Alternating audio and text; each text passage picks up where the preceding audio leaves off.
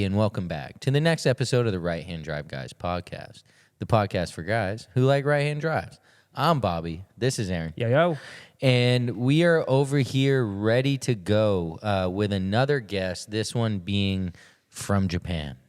From Japan? Well, in Japan. Okay? And if this doesn't give you a hint, this guy, I don't know how he got there. I don't know how he did it. Yeah. I'm excited to find out. But the Italian in Japan, as he's known. Yeah. I can't even pronounce his name. That's how Italian the guy is. And I'm like supposedly Italian.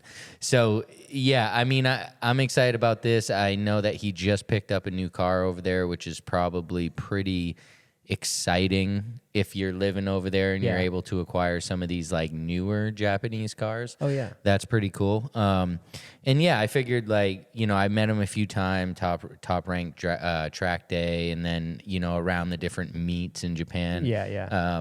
But I'm like, what is this guy's story? Right. Like, how do you do this? How did you get from point A to point B? So, I'm pumped to figure that out. Yeah, me too, because I mean, I haven't really seen much on it. And, that name is hard to forget. Italian in Japan. It's like, I saw that once on YouTube and I remembered it. Yeah. And, his videos have kind of been popping up since, or his content at least on Instagram and all that. So that's pretty cool. Hell yeah. All right, let's get to it. Let's see what he has to say.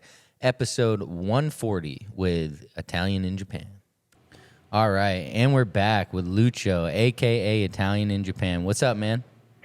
How's it going, guys? How's it going? Thanks for having me. Yeah, absolutely. We're super happy to have you on. Like I was just saying, it feels like whenever I'm in Japan, like every time I turn around, any event that I'm at, it's like you're there. Like you're the guy. It's kind of wild, thinking back on it. And so, we're like, this guy has a firsthand kind of experience on what it's like to come to Japan and kind of do your thing and be accepted by the culture. And so why not have him on, Well, sounds like a good idea. Thank you. So Very glad to be here. Yeah, tell our listeners, kind of who is Lucio? Like, what's the story, man? Well, it happened by mistake. Like becoming related to the car scene in Japan happened really by coincidence. I I loved cars like some other guys for a very long time since I was a kid. I never thought I would do anything with cars that would amount to anything. So, social media or work or anything like that. A couple of years ago, 2.5 years ago, I started taking my first videos, and it just so happened they kind of exploded on social media. So from there, I realized that I wanted to do something related to cars. But when I came here for a very different reason. Like my background is Japanese history. I was nowhere near cars. I didn't have a car here in Japan. Eventually I bought a soccer mom car. I had a Nissan Murano that I drove around. It's a lovely car. I want to buy another one. I love that car. It's just that it was not exactly fitting in the scene, Yeah. And then it happened. I started doing videos and I started thinking about what I could do to bridge what I thought was a big divide between the car people who are foreigners and the car people who are Japanese, and see if there was any way to kind of do something together. Things have changed now. Now there's a lot of people doing the very same thing, and I think the gap is much, much smaller than it was before. Not because there was any kind of animosity or anything like that. It's just that maybe a barrier related to language or culture. Foreigners stayed with foreigners. Japanese people stayed with Japanese people. Right now, it's way more mixed. Like COVID changed everything, for better or for worse.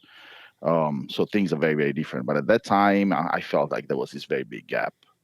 And then I just happened to, decided to start doing some media. I started covering events, going kind of like everywhere, really, trying to understand as much as possible of the environment here.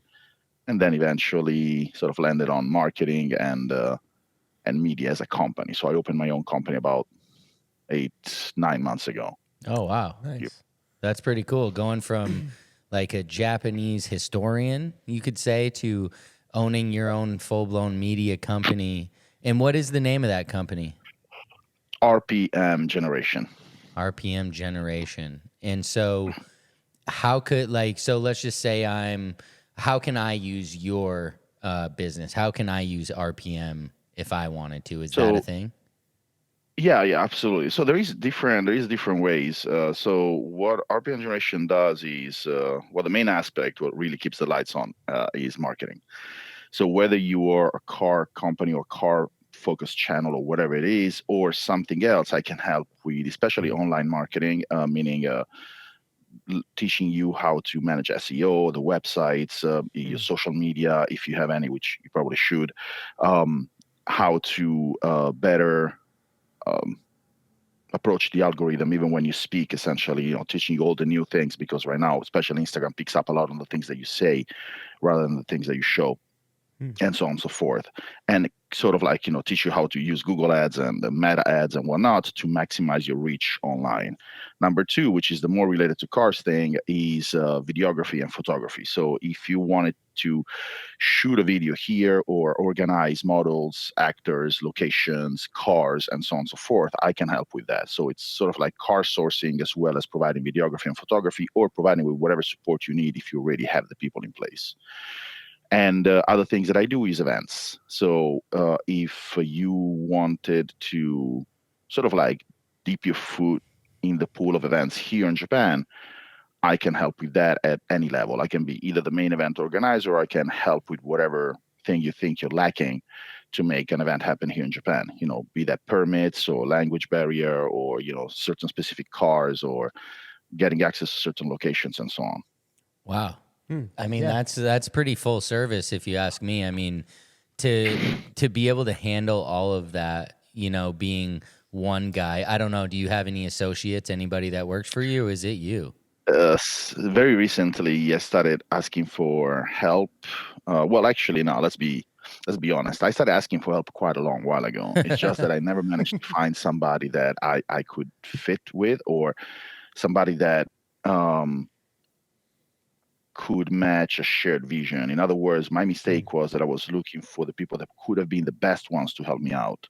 However, because they also had their own projects and their own plans, and those plans and projects could not coexist with mine, we were pretty much not butting heads at all, but it's just everybody was working on their own thing and then saying that we were working together, but it wasn't the case. Mm. Mm. So right now, in the past about a month, I started approaching people that I've known for a very long time, who know absolutely nothing of cars or business, Mm. but I can trust them with my life, and essentially I'm training them to help me out, and now it's helping a lot. So yeah, in the past month, I've been with two more people, and now until then, it was just little old me. Yeah, Wow. Yeah, and being a small business owner is no joke, right? Especially in a foreign scary. country, so to speak, like a whole different country, and you're trying to integrate into that. Props to you, man, for taking the leap, because a lot of Oh, guys thank would you. have just ran away, you know what I mean? Well, I almost did during COVID, not during, after COVID. I I was in a very bad situation financially. I just, like, COVID destroyed everything that I had, because my job was related to New York. In New York, I was used to be a writer in New York, even remotely, and it cut. They cut freelancers during COVID. I had invested a bunch of money in what I was hoping was going to be a good business. Little did I know, it was a hospitality business, and then Japan closed the, the borders for Oof. like 2 years and a half. So that put me financially on my knees. So there was a time that I was about to run away. The company, in fact, was something that, it was the idea that brought me back to wanting to stay in Japan, actually. So sort of like, it wasn't at that time, I wasn't thinking of a company, because I mean, I could barely buy the food for my dogs, but it was more like, it was the beginning of the idea that would have become the company. So do something with cars, do something that you're really passionate about, that you don't care if it fails or succeeds, just as long as you're in it, you're going to be happy, and then God willing is going to succeed, right? Mm. And now we'll see. The jury's still out, but I am doing something that I'm happy about. Sometimes I want to pull my hair out, but there was a time, yeah, that I was really thinking about moving. I was looking for houses in Australia. I was looking for places to be in Sweden, going back to Italy. Yeah, anywhere but Japan. Then, of Yeah. course, I changed my mind. I'm Yeah. here. I'm sure that was tough when they shut down. I mean, just in this, because they were like one of the most strict countries as well. So, not only are you shut down, but you're super limited over there. I'm sure that was stressful. It was. In a way, ironically, the fact that he was relatively strict here was more of a blessing. He was if you ask many people, like those foreigners who don't like when foreigners come to Japan, essentially. So I Yeah. used, I used to be one of those. And, I know it's stupid to say, but, there are those guys. Oh, I wish less foreigners were, at least I wish less foreigners came here. I'm like, dude, you're a foreigner. Dude. You're from nowhere. What are you talking about? And, but at that time, you could enjoy Japan much more, which could have maybe been a factor that allowed me to sort of get more in touch with the country. I learned a lot of the negative sides of Japan because I don't think Japan handled the situation here well at all. But it was also a way for me to get in touch with the things that I used to like about Japan. So it kind of like reignited a little bit of the passion that I thought I had lost. So, and then the cars were really a byproduct of it. So cars came later. First came me wanting to stay in Japan, and then came the cars. And I did a couple of smart/lucky investments during COVID because I sold some of the stuff that I had, and I decided to just risk and put everything into some specific stocks. It paid back, and that's when I bought my first car that I didn't need but I wanted. And Oh, that's when I wow. went to Daikoku for the first time. Daikoku is this very large parking area in Yokohama What was the where car? car Alfa Romeo Giulia. I know it's not a GDM. I mean, everybody's gonna get angry. It's not even a right-hand drive. Shush. I just like the car. Hey, nothing wrong with that, man. Well, Well, it is a right-hand drive though, specifically. Yeah, go ahead. yeah, man. Well, speaking about Italy, what's the car scene like, or the JDM car scene like in a place like Italy, and what made you leave? Oof. Oh wow, that's big. Okay, so let's start with the easy one.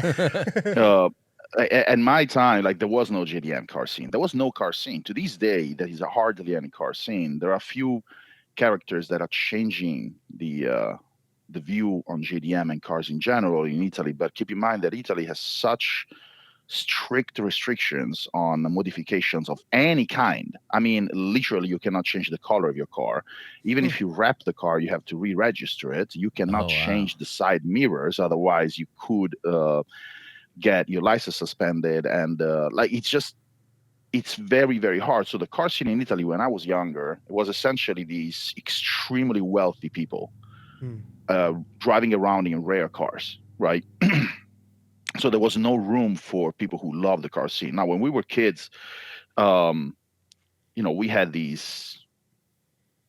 I don't know if you can cuss, but these Yeah. really bad cars, shit boxes as we would call them, and we used to go and do stupid stuff depending on what city you were in. In Rome, for example, where I'm from, there is these areas called the Obelisco, which is an area where cars would gather, and they may or may not have been street racing there. And then there's other places in Milan and so on and so forth. But it was like the car scene was mostly about doing just stupid stuff with cars.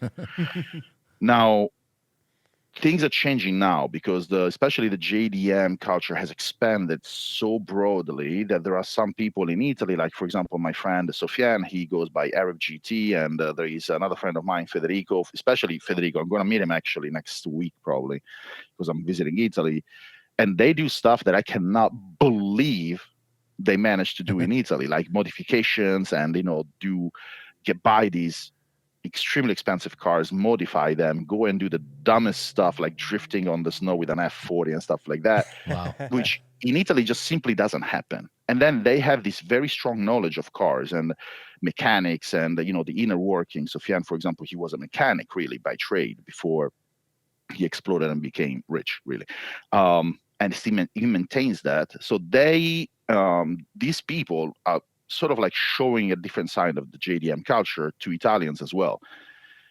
It remains a dream for most Italians, though, because we can't do anything. So you can buy a Z, yes, but you can't modify it.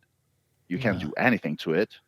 So you could buy, if you're very lucky, Sylvia, you could buy a GTR if you really wanted to, a GTT, and maybe go and do some dumb stuff with it. Yes, you could theoretically, but you're not going to be able to modify it legally. So it puts a very big block, a very big stop on the car scene in Italy. It's very hard. Yeah, That's that's too true in bad. most of Europe, though.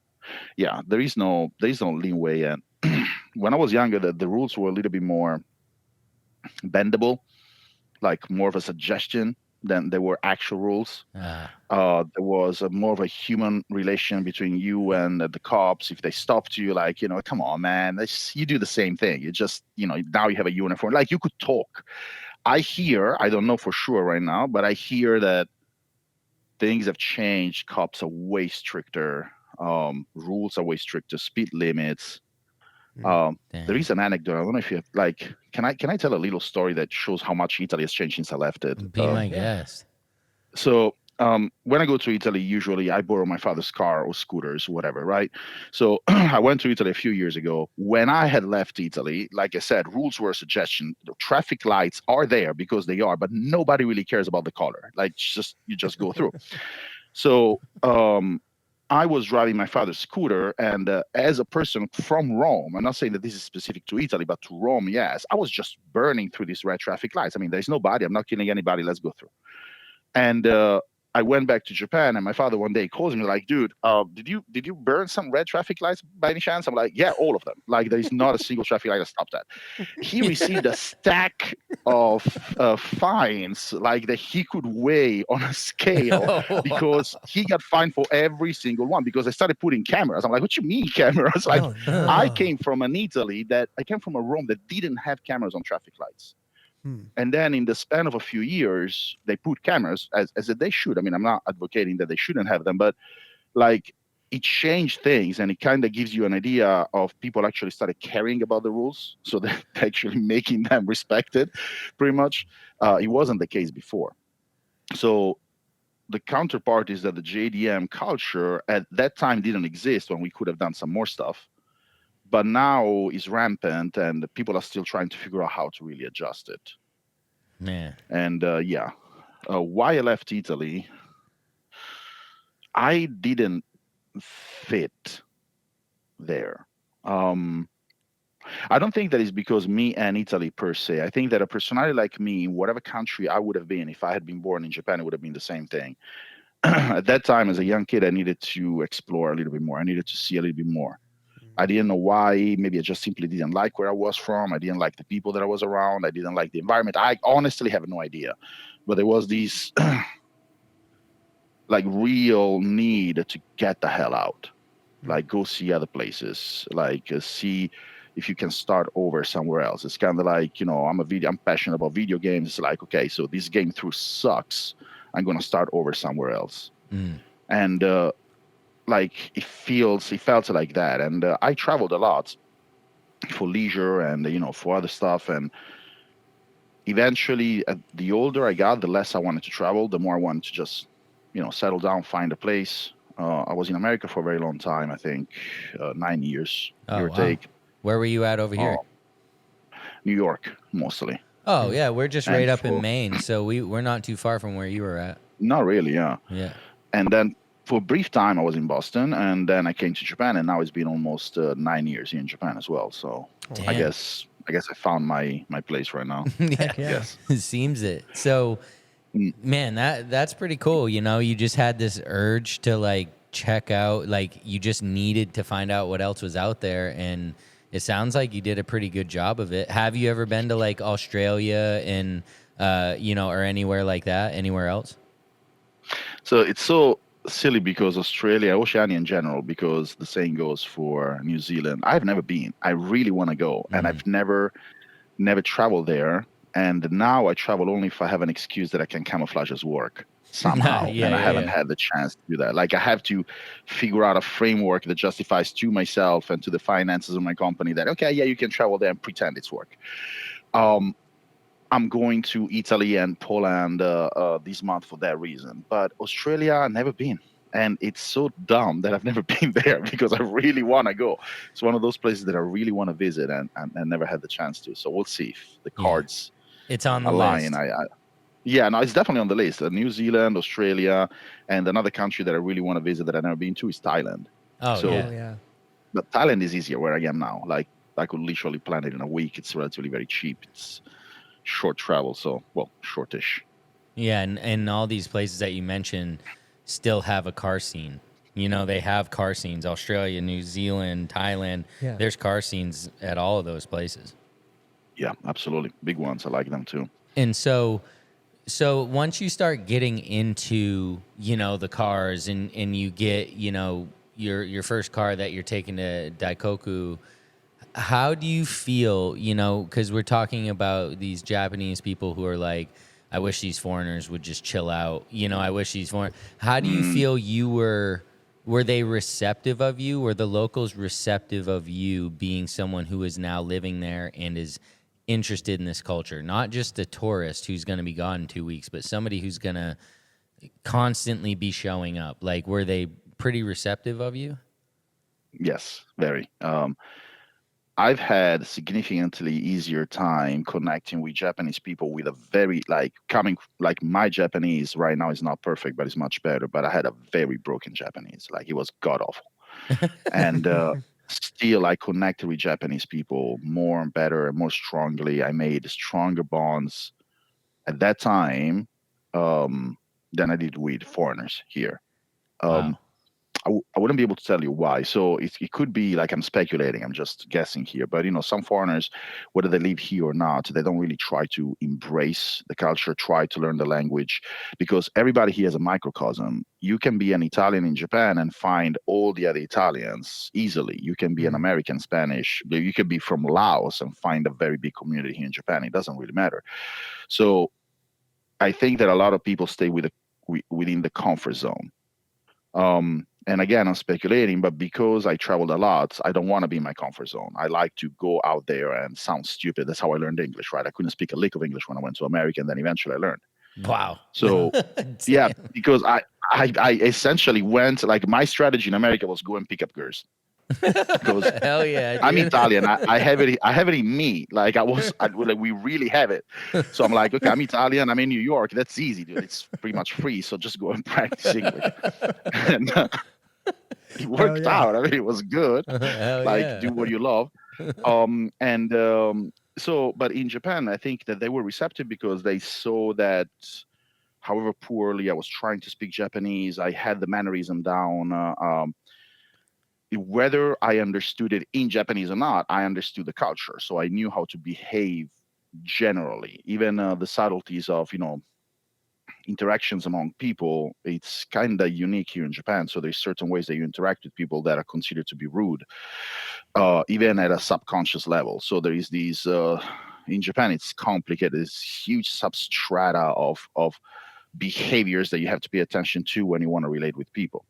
Mm. With foreigners, it was a little bit harder for me, maybe because I'm just another foreigner. So what's new type of thing, or sometimes I was maybe stepping on somebody's toes without realizing it, or maybe I felt that they were stepping on my toes. I really don't know. Like, I'm just making it up right now.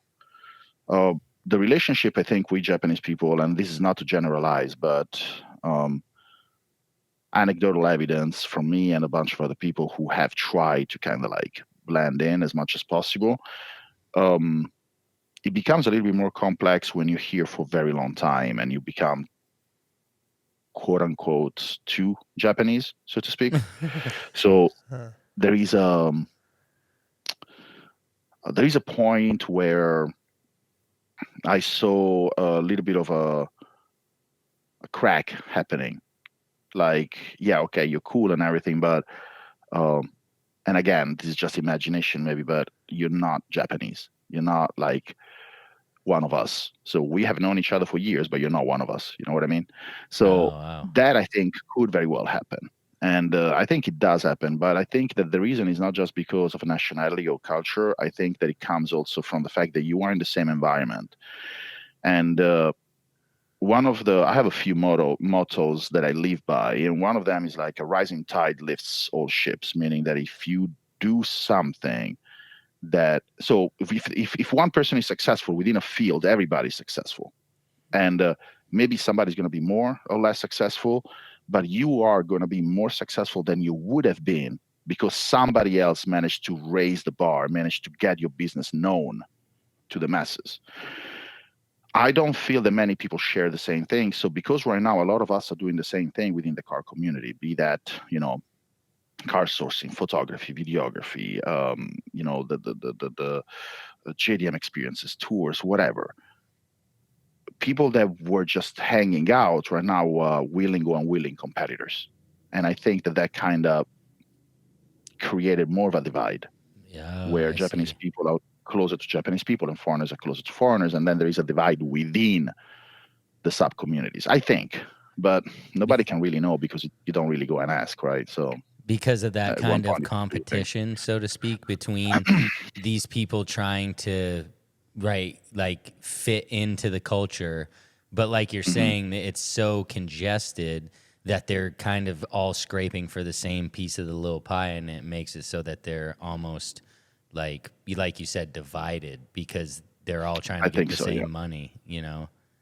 I think so. I think that it comes from that. It comes also from people not maybe liking how people are approaching the same thing. Say, for example, this is no specific example, but let's say that one person decides to be funny about, reporting car events. Another person instead is super serious about reporting car events. Each one of them is going to see the other one as doing something wrong. Mm-hmm. And Yeah. there is this kind of like dislike, not even hate, but there is kind of dislike that breeds and festers. And I think it sifts through at one point. So I'm not a very chill person. I'm not a hippie. I'm not like, oh, yeah, live and let live type of person. No, I'm kind of cutthroat, but I do believe that a rising tide lifts all ships. If the people that are competing and actively trying to collide were to work together somehow, not within the same company, but, sort of have agreements, kind of like, the big Japanese manufacturers did in the 90s, like everybody is going to rise because of that. Mm. Then you Agreed. sure you're going to have somebody that is more successful, sure, 100%. There is no way that that's not the case, but like that doesn't mean that you cannot be more successful proportionally to what you would have been. And I don't think that these is not just limited to the car community, but I don't think that very many people see that as a fact of life. I think that competition sometimes kind of brings the worst out of people. And Yeah. I've started seeing it in the car community too. Damn. And I might be imagining it. I hope I'm wrong, but I started seeing it a lot. So we'll see. I don't know. I try to stay out of it as much as possible. Yeah, I mean, I can see what you're saying. If these guys even work together on the slightest amount instead of like almost trying to work against each other, right? Like you said, they would all lift each other up, even in the littlest amount, But Hmm. instead, they're too blinded by that competition, so they end up not even making it anywhere because they're too blinded by the Their ego competition. got in the way. Yeah, yeah, I could I see think that. that, yeah, I think that would be the case. And there are some like smaller groups that help each other, but you have these small groups and there is no. So if you had asked me like 2 years ago, right, what is the car community like in Japan? I would have told you it's the most welcoming thing that you can possibly imagine. I did not believe how welcoming it was.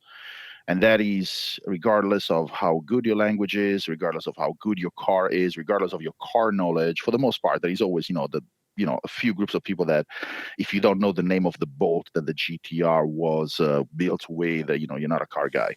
But by and large, the car community in Japan, not the Japanese guys, like in general, was very welcoming. That is the reason why I managed to get into the car community in the first place, because I was, contacting people. Hey, can we meet at Daikoku? Can we do? I didn't know anybody in the car community at that time. So now, eh, I guess if I had gotten into the car community 2 years later, so more or less now, I would have probably failed at it.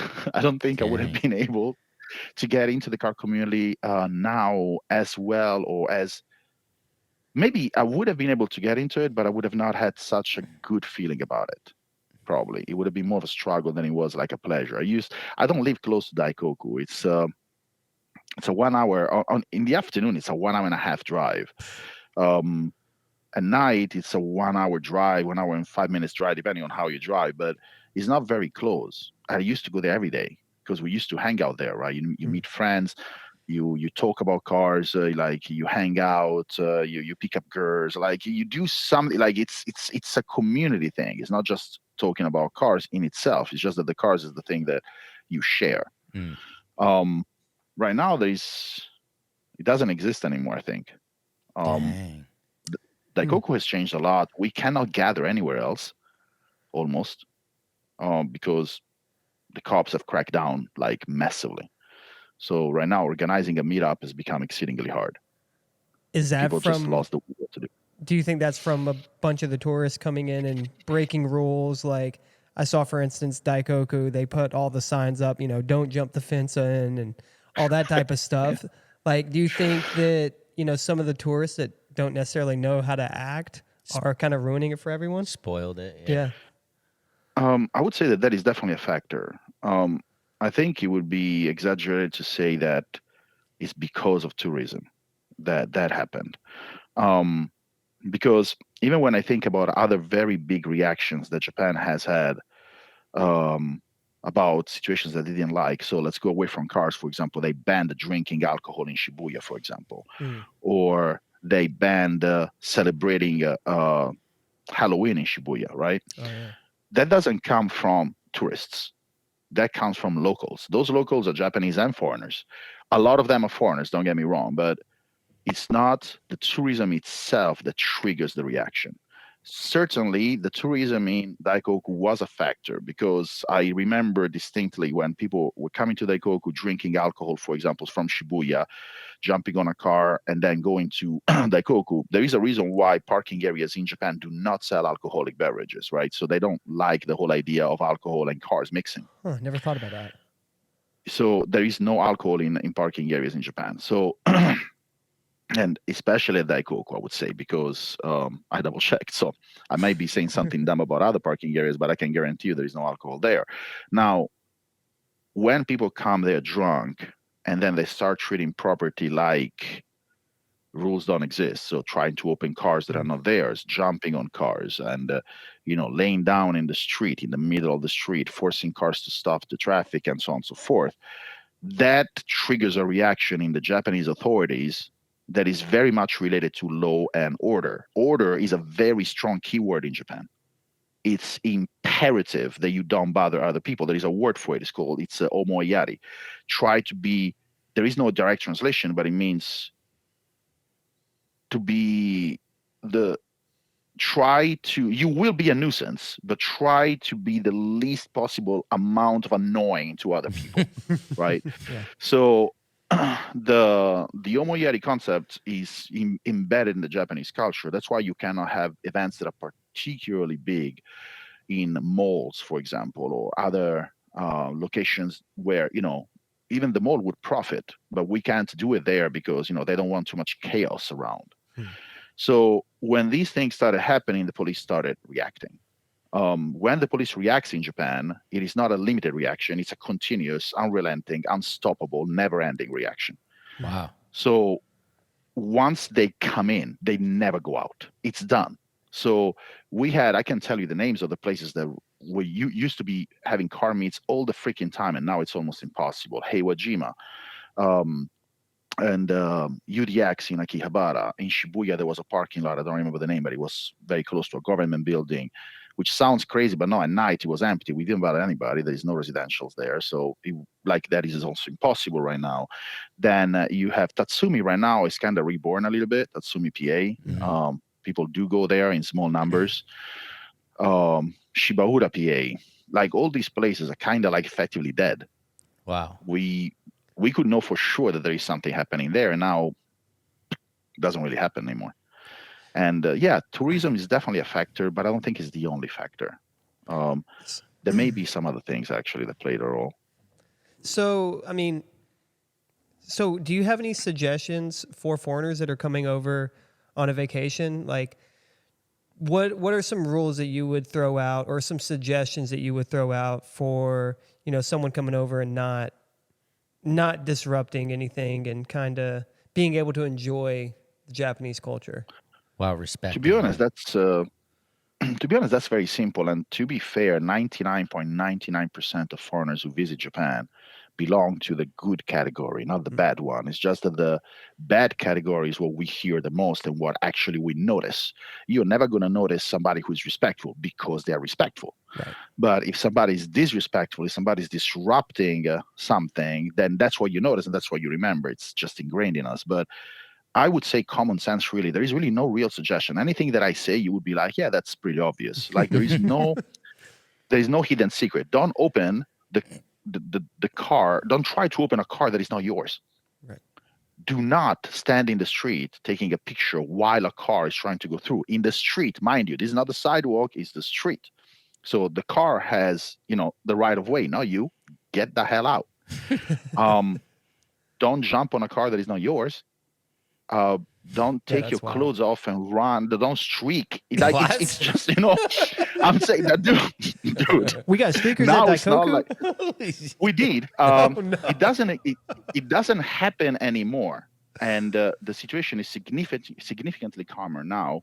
But these, of course, are extremes. I'm not saying that it was a common occurrence, but it was like these elements, these extreme elements that were popping up that kind of like ruined it. And but again, not the only thing. And another thing that people don't really realize, I think, when they visit Daikoku, and which is very relevant, the police is not close to Daikoku. The police is inside. Inside, yeah. Oh, yeah. So there is a gigantic building that goes through the whole length of the parking area, pretty much, that is the police building. They have 10 police cars, they have what they call here the highway patrol, these big yellow cars, essentially, that literally patrol the highway to make sure that there is no problem. They have trucks. Like, the police station is right there. I don't know how many people work there, but there's got to be at least 100 people there. It's big. So the police knows that you're there. And they didn't bother the gatherings there. They didn't bother the meetups since the 80s. Now they started. Well, now, about a year and a half ago. So something has changed. How that is going to change even more, I don't know. Like right now, we have times, dude. I mean, Friday, you're 99.99% certain that at 8:30 p.m., Daikoku PA will get shut down. Same goes for Saturday. It's just how it is. Dang. Like, it used to be like it's 10, a reality. right? And they just keep creeping it back. There was no shutdown. Oh, wow. Before, there was no shutdown. People would just, like, some people, like, there was some times that naturally people would leave. Right. And then there would be the second wave, as I call it. So let's say people with day jobs, probably, they would go there relatively early and then leave relatively early. And then people that instead could wake up at 3 p.m. would come in around midnight. But that wasn't because, like, there was a shutdown or anything. It was just simply, like, the way it was. Right now, instead, sometimes Daikoku PA reopens and stuff. But no, there is nothing I can tell you that you wouldn't think of yourself. Like, it's just, use common sense, which is not as common as they say. But, like, if you think about how do I not bother? Is this thing going to bother people? And if your answer is potentially yes, don't do it. Like, that's it. Would I get angry? Would I get angry if somebody did this to my car? And if you say yes, don't do that. That's it. Like, it's really easy. Yeah, I mean, it's too bad not everybody thinks that way, because it's true. You use a little common sense, like, either would I like this? Would I want somebody to do this? That type of thing. And most answers are going to be no, and then you don't do it, and you're good, right? Like, should I jaywalk right here? Probably not. Probably not. I should just wait for this light like everybody else, and it does go a long way to kind of mimic what the locals are doing, so to speak, right? You just pay attention. That's right. And, the thing is that, don't get me wrong, car meets in Japan are extremely respectful. They're not very noisy and stuff like that. But there is a lot of noise. There's a lot of straight pipes. There is a lot of revving. Like, it's not like everything is quiet like in a temple. And some people who are visiting also, sometimes I think there is an effect where people are too worried that they would bother people. Like, can I take pictures? Yeah, you can take pictures, of course. You can stand next to a car. People are there because they want to see cars or they want to show their car. There's these two categories of people, and sometimes they intersect. So, yes, take all the pictures you want. People will show off. People will come with cars that are so flashy that they have been built to be taking pictures with. So there is no problem when you do something that is not outrageous, right? So it's really the crazy things that you shouldn't be doing. All the normal things that you think would be okay to do. Most likely they are. Take all the pictures you want. Go stand next to the car, crouch next to the car like it's yours. Don't sit on it unless the owner allows you to, which 90% of the times that will. Anyway, can I sit on the car? Yes.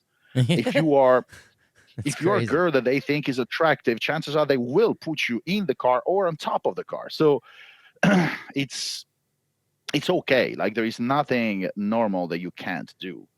But and the community still likes that. It's the police that has reacted differently. You know how we could watch, I don't know if you knew, but from Daikoku, PA, you could watch drifting happening Oh yeah, in right. the streets underneath, right? There's no such thing anymore.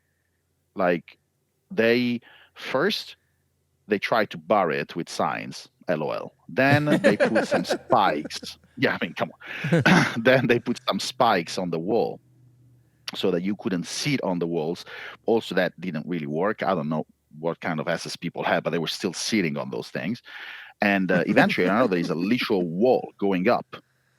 So there is no way to look at the street down to watch street drifting, right? Um, they but the thing is that okay, street drifting is illegal, of course, but the thing is that it has been going on for a very long time. Mhm. No one bat an eye. No one really did care. And so why now? The question is, why did it have everything that has changed in the car community massively has happened in the past 2 years? What are the factors that have changed? One of the factors that increased tourism, for sure. Daikoku on Friday and Saturday night looks more like Shibuya than it did Daikoku 3 years ago. Mm-hmm. So that could be a factor. What else has changed? I don't know, maybe more cars. Maybe because there are so many tourists, and remember that we are a culture of show-offs, we maybe want to show more. So we do more dumb stuff. The car owners that crash their car every 2 weeks in Daikoku, trying to do a pool on the exit of Daikoku, not Oh yeah. remembering that it's winter and your tires have no grip. That kind of person also, and those are locals, right?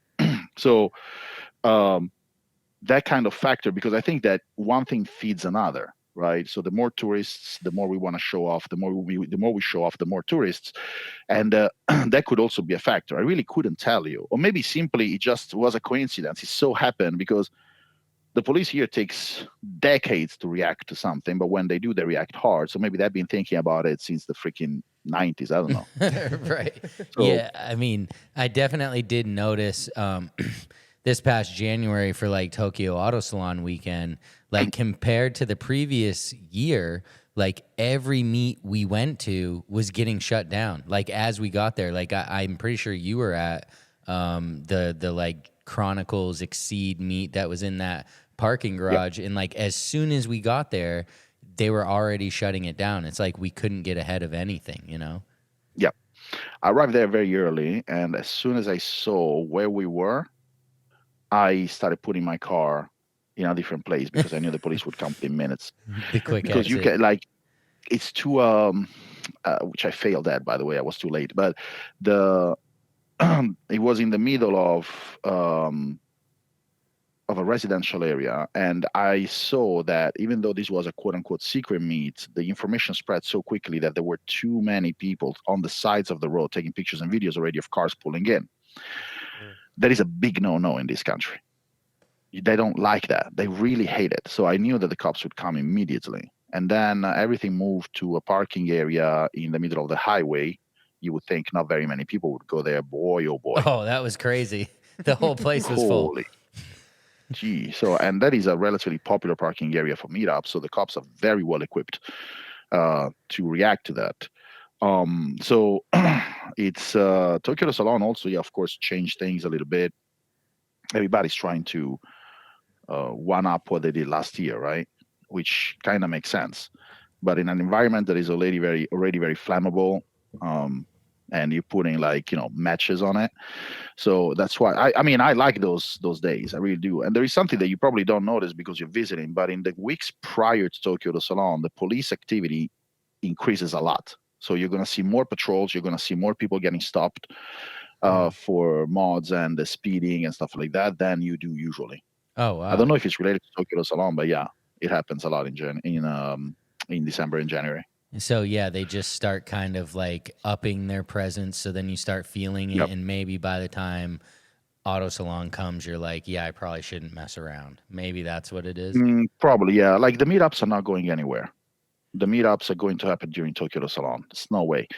Some of the meetups now have been more institutionalized, so to speak. So what used to be a meetup like Underground Tokyo Meet, a legendary group that Mhm. organizes these meetups, Yeah. um, awesome guys and awesome, reach. They can get awesome cars, but right now it's more of an event. than it is a meetup, right? So Mhm. there's kind of like there has been an evolution of that. It's not a bad thing per se. It's just a different kind of concept. So if it's an event, it's sanctioned. You're not going to get in trouble.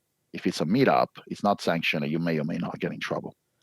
I see. And um, then the other meetups are still going to happen because it's fun, it's cool, it's a bonding opportunity, and it's kind of nice to be part of something that is so big and so many people participate to. It's that sense of camaraderie. It's just a powerful thing to do. It's just become harder to make it happen, but it's not going anywhere. Like Yeah. it's still going to happen in January. It's still going to happen during the year, less so.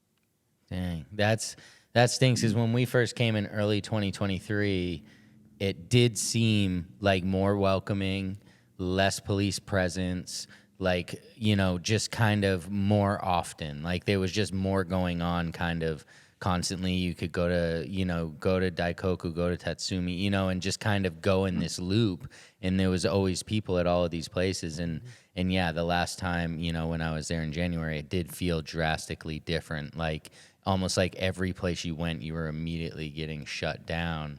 Yeah, And yeah, it's very it quick. took some of that specialness out of it, right? Because there was less connection, less bonding, less camaraderie, so to speak, because we didn't have the opportunity because we were constantly scrambling to the next place. It's See, the thing is that one thing that is very unique to Japan when it comes to car meets like that is that it's very much part of the culture. People don't realize, of course, there is car scenes everywhere else in the world or in many places in the world, but the car scene in Japan is very much tied to a cultural component. I mean, these guys literally invented drifting. It's there is no one kind or two kinds or three kinds of car cultures here. There is like a massive amount of everything. You could be into the most obscure kind of car subcultures and still find a large group of people that do the same thing. And you can't eradicate that. You can't eradicate culture just like that. So car culture is not going anywhere. It's just that we have to adapt and shift a little bit. How? I don't know yet. That's the whole part of evolving and changing. And I'm not a very nostalgic person. I'm not like, oh yeah, I wish you went back. I understand that change happens. Some change I like, some change I don't like. But it's factually right now, it's a very different scene than it was even just 2 years ago. And I'm ready to bet, even if I wasn't there, that it's very different from 10 years ago. Then again, what I remember as the cool Daikoku, the cool car culture, likely would look very different and weird and not so cool to people that were there 20 years prior, right? Yeah. We just so happen to be in a period where the changes happened drastically and very quickly, but the culture always evolves. So I'm not really upset at what is happening. It's just a different thing. So you have to look at it in a different way because there is no way to go back to what it used to be because it used to be like that. Yes, past It tense. ain't. It's never going to be. So Yeah. That's a you good way to adapt, look you at move. it. Some people will try Yeah, to fight for it to go back to how it was, not realizing it could never be like that again. Because as you said, that's the past. Like, you can try to replicate it. It's never going to be that. absolutely. But also, I mean, dude, we live in the internet era. Okay, I don't know how old you guys are. I'm 43 years old, right? When I was, let's say, 20 years old, I could do the most outrageous, stupidest stuff ever in the streets, and there would be absolutely no record of it other than my friend's memory. Right now, I can't do anything remotely similar to what I was doing without being recorded somehow. And not because, oh, I'm special. No, that's anybody, Yeah. right? So even when you think about like the car culture of like, the midnight club, street racing, MRC, all this kind of stuff, right? Now, it couldn't exist the same way it exists. It's existed because it might exist or not, but if it existed the same way, it would be all over the internet. Very true. Somebody would, because everybody has a phone. You don't have to be a car guy. Even if you keep it secret, all you need is one car passing by, you just blasting at 300 kilometers an hour by this car with their phone, boom, done. And now it's out there, right?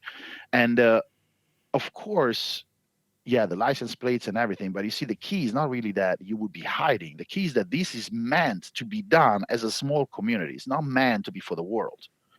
That's true. The If you look especially at the Midnight Club, for example, like, you would see the whole core attitude was that we keep it nice and small and tight, and this is for us. It's not for the world to see, right? Mm.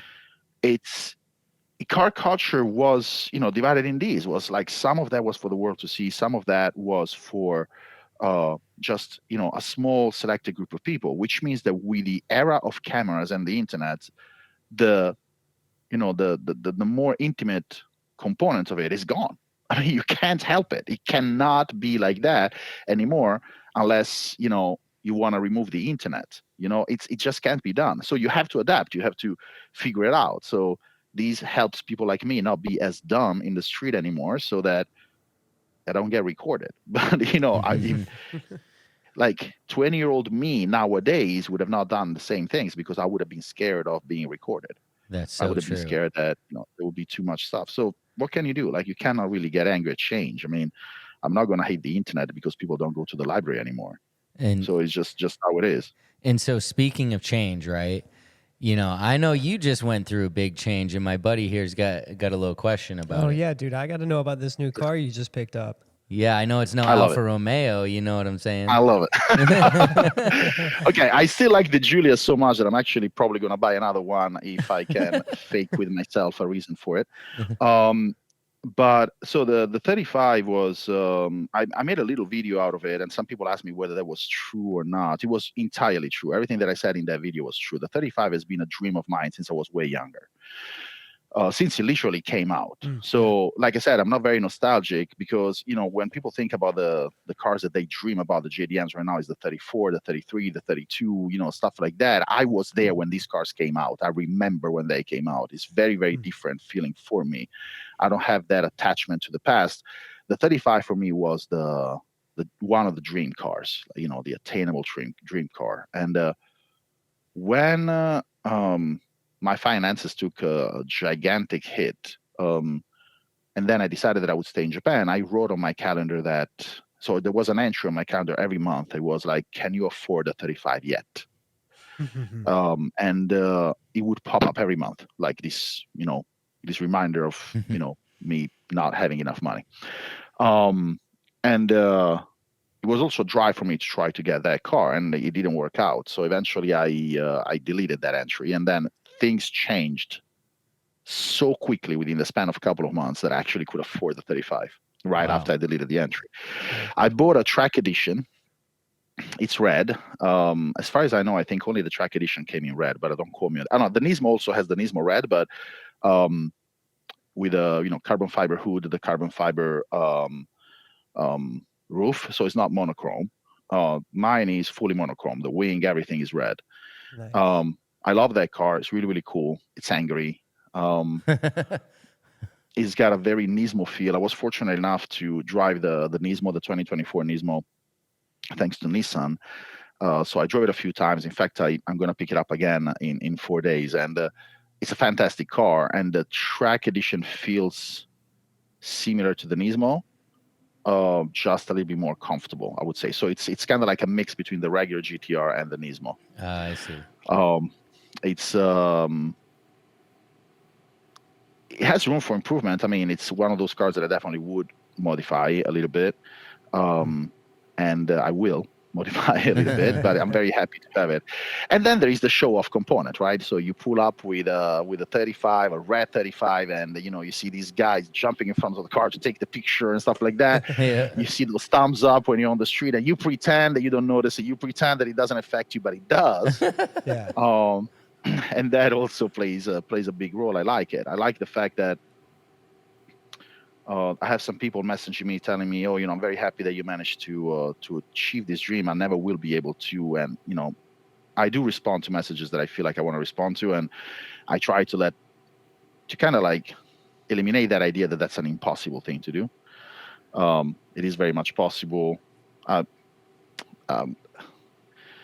No, you cannot do everything you set your mind to. You will most likely fail at it, but there are certain things that are more attainable, right? So, and when you say, I want to buy this car, chances are you can buy that car if you want to do it. If you want to become a Navy SEAL, if you want to become a Delta Force, that's kind of lame. Like, That's you're hard. most likely going to fail at it. But if these kind of things are very attainable, I'm very happy to have that car. And it changed a little bit of my days, I would say. It's kind of fun, yeah. So you think we'll see you out there at the annual Top Rank Track Day or what? Yes. Awesome. Yes, unless it's broken down, like 99%, I'm gonna be there with the GTR, yeah. That's awesome. Because I And kind of wanted to. That would be a good chance to. will this be, because I've seen you in the past, at Fuji for the track day, and were you ever driving, or were you just at the event? Have you driven it yet? When you saw me, I've driven Fuji Speedway, but when you saw me, I never did because Okay. I never really entered the top rank track day because I didn't think I had a car that was to their standards good enough, so to speak. Now you do, that's for sure. Well, I would hope so. Yeah. Yeah. He's gonna be even angrier soon. So very legally so, but he's going to be much angrier soon. So on track is going to be fun. It's going to be a fun car. I'm going to get a nice set of tires. Just rip those tires and then stop. Like no more than one set of tires, but on that track, and that's it. But yeah, it's going to be a lot of fun, and there are ways. I will drive the GTR probably on track, but I'm not gonna race it until then because Right. I will have a chance to go on the track. Like for example, a Fuel Fest. I have my own area there, so I'm probably gonna. So I'm selecting 30, 40 cars to be there, and then I can select the cars that go on the track to do the parade run. Wow. I may or may not do that. But the really racing on the track, if I have time, I'm probably gonna go before top rank. But otherwise, we'll see. Kind of want to go. Fun. It's It will cool be that fun, you yeah. have that opportunity, with such an amazing car and in such world class like tracks. It's cool that you can make both kind of come together. Go ahead. No. I'll say, very fortunate. Yeah. I mean, I think the question that, both of us want to know, like, there's one major question, right? Mm-hmm. Dude, like, what's it like? Dude, Japan's like small and like tight. Like, what's it like living there with two beautiful Rottweilers, dude? Like, how do you do that, man? Because those are not little. Those aren't the little dogs you see these Japanese with. Those are like, no way. Because anytime I went to Japan, I was always looking at people's dogs, and there was always little Frenchies or the Shibus. And, I got a couple pit bulls, and I love big dogs. And dude, how did that happen? How do you get away with it, dude? So do people look at you crazy? When I go to Tokyo with them, yes. So there is something that is important. I don't live in Tokyo proper. I live outside of Tokyo. So I live in the south of Saitama, which is immediately north of Tokyo, pretty much. So I am in the countryside, bro. I got rice fields around me, right? So my space here is significantly larger than what you would expect from the regular Japan that you're used to. Because usually when you talk about Japan, you talk about Tokyo, right? Now, Tokyo, you have to have some FU money to have the space that I have here in Saitama. Mm-hmm. It's virtually impossible. Like I got trees, I got I got a garden with cherry trees all over the place. I got rice fields. I could lose my dogs if I didn't pay attention. Wow. So it's really nice here for those dogs. And sometimes I do bring them to Tokyo for three main reasons. One, I like to spend time with the dogs. Two, I feel that it helps their training to get used to such chaotic environment with noises and people approaching them all of a sudden to maintain their cool. And three, there is the show-off component. Never forget that. Like I got some of the most beautiful dogs, period. And I know that. So going there and having people react to them is kind of like the same feeling that you have when you have a very nice, unique car. But for me, life here was with the dogs is relatively easy until you have to do something with the dogs. So say, for example, if you want to travel with big dogs, here in Japan, it's damn near impossible. Yeah. Because they are not allowed on trains, regardless of the cages that you put them in. So there is a limit, there is a size limit. So you cannot put them there. You cannot, in many parking lots, you cannot release the dogs. So say not release, I'm sorry, you cannot let the dogs out of the car. So say for example, so my dogs, the small one is 60 kilos. The small one is 40 kilos. The big one is almost 60. Freedom units, that's like the big one is like 140 pounds, 150 pounds. Freedom units, So dude. I've never yeah, heard of that in my life. really. Yeah. So Wow. Okay, sorry, dude. That was awesome. yeah, no, I thought it was actually pretty common, a common expression. I don't remember where I heard it the first time, but so the dog is big. I'm a big dude. I'm strong, but you cannot expect me to walk like to lift that dog and walk him out of the property of the parking like that. So I cannot even park in some places because I cannot let the dog touch the ground. Like the ground is lava. So the vaccines, everything is like 2 to 4 times more expensive because of big dogs, because the treatment is limited to certain places, as well as freaking the medications. They do special doses of special medications for certain dogs. So the food, oh my god, bro, like those dogs eat their body weight on a daily. So Oh, it's I like, believe dude, it. yeah, it's not easy. It's not easy. It's just I cannot possibly fathom a world where I don't have those dogs with me. So right now I'm about Dang. to get another one. Ooh. And yeah, I really want another dog. I really, really do. So, and it's very expensive, and it's a privilege that I'm able to have them. And I understand that it's a sacrifice. And I suggest everybody that is thinking about getting a big dog in Japan, do not do it for the love of God. Okay. Most big dogs get abandoned for a reason. Oh Like, yeah. because in Japan, it's very easy to abandon dogs, and there is no law against mistreating the dogs. Um, One of my neighbors has a dog tied to a chain 24/7. And the dog doesn't see the outside doesn't see the outside ever. Dang, And that's sad. it's painful. So here the laws in Japan are not very strict when it comes to mistreating dogs. And having a big dog like that, especially if it's powerful like a freaking horse, you kind of want to train them properly. And that requires time, dedication, money. Don't do that. Don't put yourself through it. But if you manage to go through all those, yeah, having a big dog like that in Japan is really, really cool. It's actually kind of cool. How old are your two? 5.5, no, 6.5 and 7. Wow. Okay. Holy crap. Dang. Time flies, Holy huh? crap. Jesus. Yeah, wow. Okay. And I can try and call one of them here if you want to see him. Yeah, of course. Yeah. One sec. Oh, that's sweet. We're gonna get to meet the dog. Oh, heck yeah. Give him a headset. Okay, yeah, put him on the headset, dude. Come here, boy. The other one is scared to come here, but Zeus, come here. I know. He's too tight. He doesn't like. Come here, boy. Come here. Oh, that's awesome. Yeah. I guy. love the heads on Rottweilers. He's such cool. Zeus, hug. Hug. No? He's like Hug. camera shot. He's like, yeah, nah. He's like, dude. Actually, he actually hates cameras. Like if I point my phone at him, whatever he's doing, he stops doing because he knows that and I don't know if he knows that that's what I'm recording, but either he's a dick, but Wow, you taught him Yeah. good, man. Like that's pretty legit. He won't even play for the camera.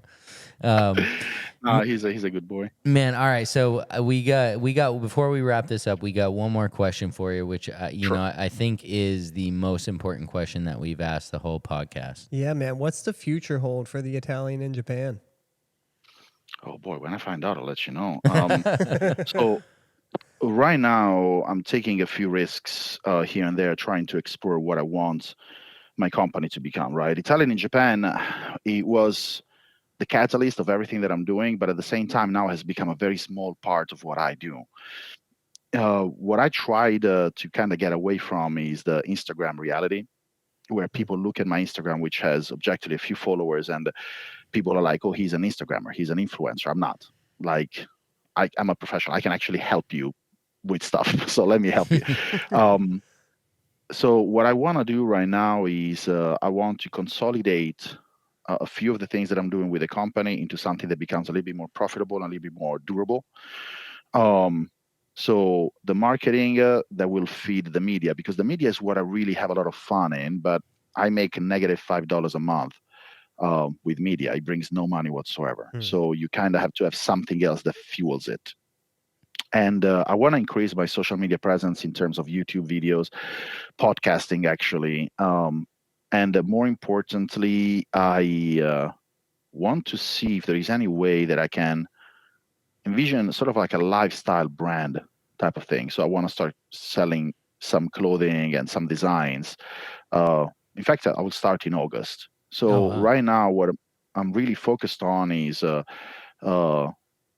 shirts. I wouldn't say merchandise, not clothing line. Clothing line is a little too out there. No, it's more of a merchandise type of thing, and consolidate a little bit the components of the work that make some money, so that I can do the things that I enjoy doing even more, which is media, photography and videography, and hanging out in places where we met.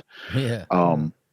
So right now we'll see what the future holds. Like, it's 16 hours a day work right now, trying to figure it out and trying to, put out all the fires. I'm hoping in a couple of years there's going to be less fires, a little bit more free time. But I don't really know how that's going to happen. I don't have a step-by-step yet. I kind of winging it, so to speak, to be honest. I mean, it seems like winging it for the past 2 years has really, turned over for you. So like, keep doing that, man, for Whatever sure. works, right? Thank you, guys. Yeah. Yeah, whatever works. Like, I have a grand plan. I have an idea. I have a goal. And then the steps to reach that goal kind of keep changing. And I create more contacts, and there are more people that are proposing things that are interesting and, valuable. And there's going to be something that is going to happen in the near future that I can't tell you, but I wish I could. That is going to be absolutely gigantic. That I'm really happy I'm going to be a part of. So things change unexpectedly. Like, this proposal came to me about 2 weeks ago, and I had no idea that would be, and it will disrupt everything that I'm doing right now, because I will have to focus like 99% on it. Wow. I'm excited to find out what it is, in a few weeks or months or whatever happens, like we'll be waiting. We'll be paying attention. Yeah. Yeah, please do. There is the teenager in me that really wants to tell everybody, but of course I can't. And, I don't want to keep the secret. But it's gonna be a fun couple of years, I hope. And my mindset right now is that no matter what I manage or don't manage to do, I've tried my best in making it in a field that is extremely competitive, and at the same time, it's something that I really like doing. So, should I fail miserably at everything that I do, in 2 years, there's going to be a part of me that's still happy that at least I did something that I was enjoying in the process. And if I can then make a living out of it and have, my family and my dogs and, people around me make a living out of it, even better. Yeah. That's So awesome. for now, it's going to be more of what I'm doing, just possibly more honed into a more skilled type of work. That's it. But it's going to be the same, more or less. Glad to hear that there's something in the works and that you're still willing to take risks to reach the dream. You know what I mean? Whatever the dream may be. I think too many people are scared to take those risks and see what the reward actually is, and they never end up with the reward. Can you tell the listeners where they can find you? Yeah, like, you can find me on some social media platforms as Italian in Japan. Instagram, TikTok. TikTok gets banned every other minute because I post drifting there, but Instagram and TikTok. And you can find me on a very small YouTube channel as RPM Generation. And more importantly, my website is rpmgen.com. And that's where I post my articles, interviews. There is an interview, the beginning of an interview saga with Tamura-san, the project manager of the 35. Wow. And I posted the first article. It's going to be a weekly thing for the next 4 weeks. This is where you can find me, and on Twitch occasionally, also as Italian in Japan. Oh, wow. Heck yeah. That's cool, man. And again, man, we appreciate you coming on. It's No, thank you. I know your day is just starting there in Japan, and you have another 15 hours worth of hustling to do. Yeah. So we'll let you get to that. But hopefully, we'll see you over there soon, and maybe we can get on a live podcast in Japan next time we see you. Oh, hell yeah, anytime. Yeah, awesome. Yeah, that would be lovely. Absolutely. Awesome, man. Well, we hope you enjoy the day, and good luck with this new project. We'll be watching you for sure, man. Thank you, guys. Have a great day. Thank you so much for having me. Appreciate it. All right. All right. Peace. Peace out. Bye-bye. That was sweet. I'm really happy we got him on. You know, another guy from Japan. We've actually had a few of those on now. But to get like, you know, a lot of times it'll be like an American or, you know, whatever. But to get somebody who came from a life of no car scene, Yeah. that, you know, loved cars but didn't really realize, you know, steps into Japan as a historian. Yeah. As a historian, and then literally finds the culture, falls in love with it, makes it his thing. Yeah. And now is about to move on to a new project that he's clearly super excited about. Yeah. Yeah. That's pretty cool. That's living the dream, right? Yeah, that is living the dream. And like, dude, to know English, Italian, Japanese, like the man is smart. Like to teach yourself English and Japanese. Yeah. Like That's good. That takes a lot. That takes a lot of dedication, which clearly he has, right? Yeah. A lot of confidence too. Just to step in a room and, you know, try to speak this other language with other people. I mean, that like I know I would get stage fright with it. And Italians and Japanese are like on both opposite ends of the spectrum. Yeah. Like he's not even remotely Japanese. Right. And they're like, damn, dude, you're like this big Italian guy, you know? But like again, like he said, they accepted him and I wasn't exaggerating. Everywhere I go in Japan, this dude is there. Like I'm like, what? I'm like, oh hey, like it's you know? And so I definitely hope he continues to have success in what he's doing. And you know, I'm excited to see where he ends up because when you do hang out with him in real life, he's very positive. It's just like that. He's very positive, very cool. It's kind of infectious. He is excited about it. You know, he hasn't like become jaded to it yet because he's been there for 9 years. So, yeah, I'm excited. Hopefully next time I go to Japan, I can link up with him. And he is that type of guy who will welcome you in and say, hey, let's go do this. And, you know, so yeah, I hope that we can link on a more, you know, kind of hangout level at some point. All of us can. That would be cool. But yeah, again, go follow him. Go check out what he does. Check out his YouTube, and then RPM Generation for sure. Yeah.